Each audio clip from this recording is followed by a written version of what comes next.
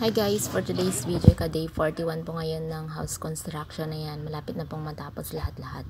So yung isang nag-comment noon na medyo may konting issue dyan sa may gilid at hindi po straight. So yan na po, napalitadahan na po, kaya po okay na. So nag-straight na po.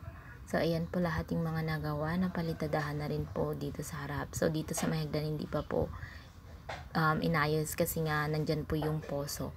Aayusin pa po yung poso para po malagyan po ng tangke ng tubig yan. So dyan po kasi nakalagay yung tubo ng poso. So dito naman po sa loob, ito na po yung mga nagawa na bobidahan na po lahat dito. Pati po sa CR, sa mga kwarto na bobidahan na rin po. Yan po. So one day na lang po sila dito, mga ika day 42, matatapos na po ito at wala na po silang gagawin. So hanggang day 42 na lang po sila dito sa bahay na to. So malapit na rin pong matapos yung bubong, may mga konting inaayos lang po, pero overall matatapos na po nila.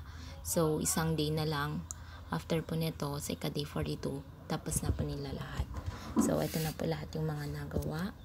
Ayan. So ano na rin po sila ng septic tank. Ayan.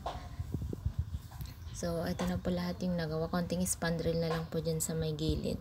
Yan. Yun lang po for today's video. Thank you for watching. Bye.